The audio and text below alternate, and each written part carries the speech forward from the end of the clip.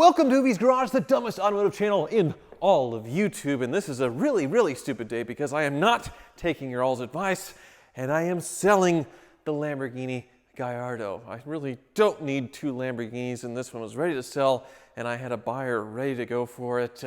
Tyler, his name's Tyler. So we share that in common, and we also share making bad decisions in common because he cashed out his entire life savings, a young man in his 20s, to buy a Lamborghini in the middle of a pandemic and economic uncertainty. So good job.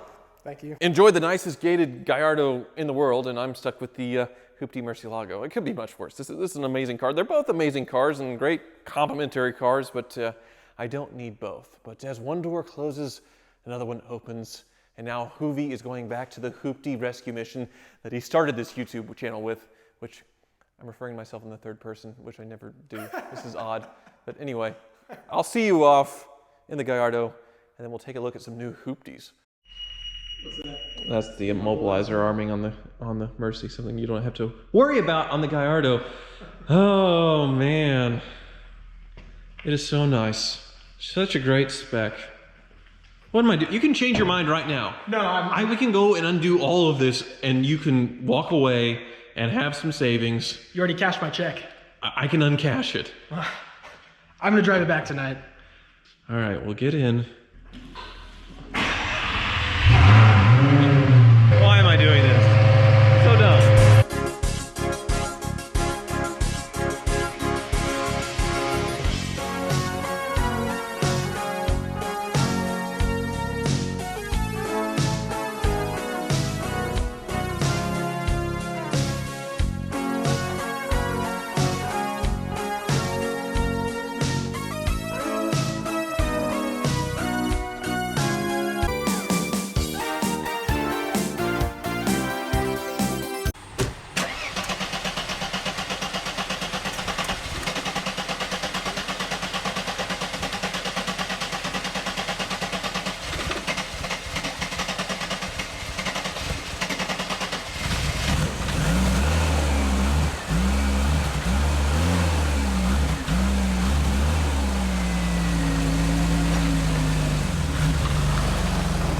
Yeah, sad day, but a very responsible day. I sold that Gallardo, which paid off one loan, and I had enough equity to completely pay off the Lamborghini Murcielago. So for the first time, I completely own an exotic without crippling debt. I outright own a Lamborghini. I also own a couple of new Hoopties, including the one I'm driving. Hoopties Garage is going back to its original mission of rescuing Hoopties that are on the brink, that just need a little love and care, saving them just before they're past the point of no return, and then keeping them in the Hoopty fleet or rehoming them. And this car is a perfect example of that. And the other Mercedes, its cousin, is another great example of that. So this is a 1990 Mercedes 300 SE that I bought off of Cars and Bids. It's my first Cars and Bids purchase for $3,126. That was a 1985 Mercedes 300 SD, and this is a 300 SE. So instead of it having the 5-cylinder turbo diesel, it is the straight 6 gasoline engine. It is another very, very durable engine, but as you saw, it's also, well, very, very sick. The seller didn't mention in the Cars and Bids ad that it doesn't run very well. It's kind of hard to start cold. The air conditioning doesn't work. And it has a pretty gnarly exhaust leak, so this thing kind of sounds like a part-canned Honda. But all those should be relatively easy fixes. Only $3,000, I can't complain too much. We'll go to the car wizards and I'll give you a full walk around of this car and the other Mercedes I bought. Two of them. One I'll probably keep, the other one I'll probably sell, or maybe I'll sell both, or maybe I'll keep both. I don't know, but they both needed a little love. Well, we have a serious problem. This is my first time actually driving this car, and the transmission, something has gone terribly wrong, and I think it may have hurt the motor. I was trying to get to shift into its final gear because it was revved so high, and instead of going into final gear, it kicked down again into a gear, basically money shifted itself and badly over revved the engine. And now it's stuck in second, and I'm seeing smoke. Well, the motor seems okay, but there's the smoke.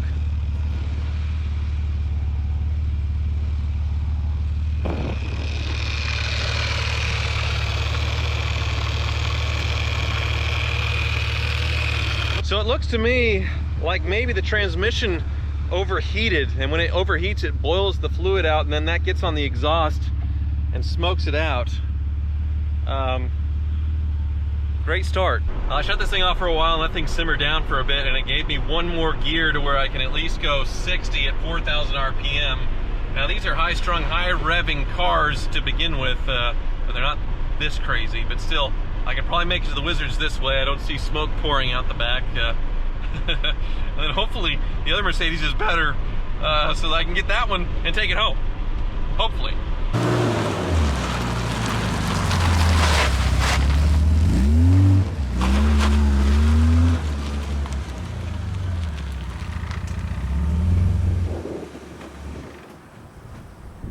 Well, that was quite an adventure. It's been a while since I didn't think I wasn't going to make it to the Car Wizard with a new Hoopty, but this 9300 SE certainly did that. Next to it is my other purchase, a 1996 Mercedes 500 S500. So two former flagships of the Mercedes line for next to nothing. I bought this Mercedes for $3,126.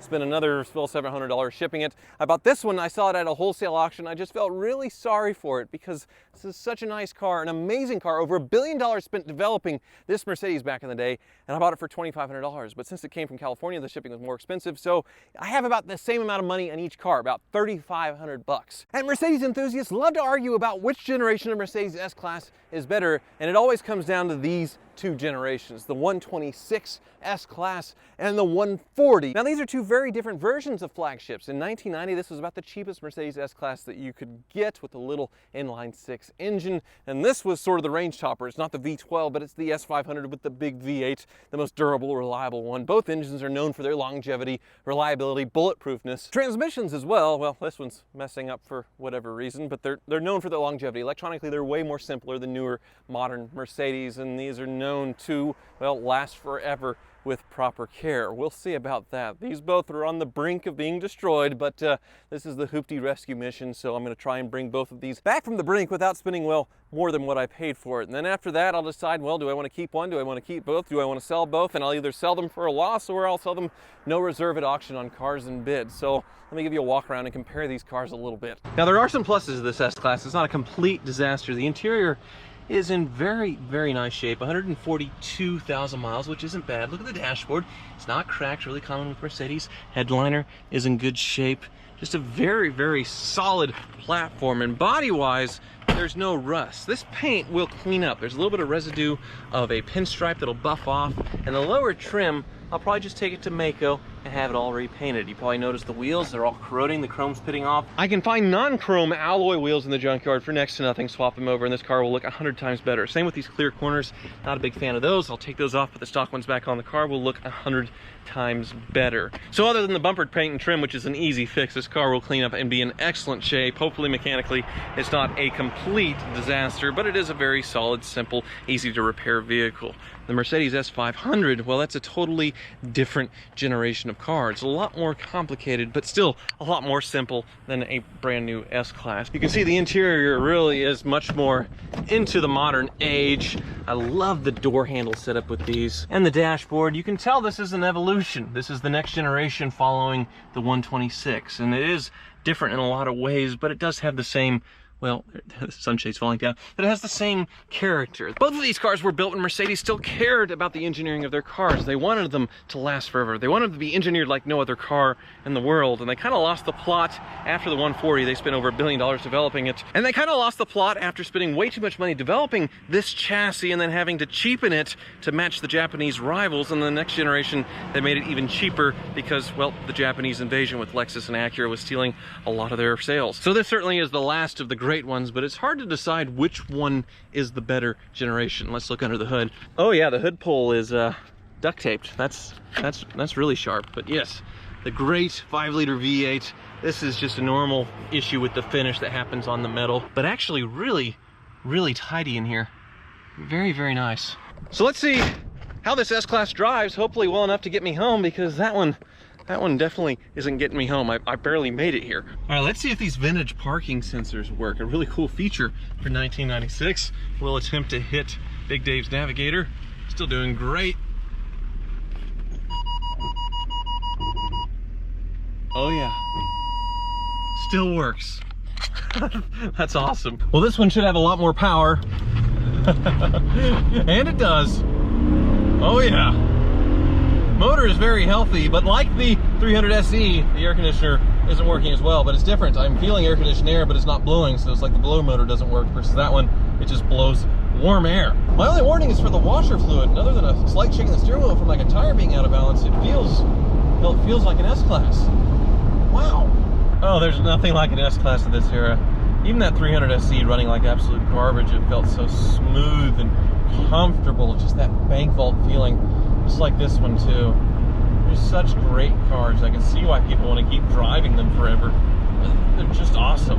So I guess we're off to a pretty solid start with the dueling cheap S-Classes. We'll see which one's worst when we have the Car Wizard look it over in the next video.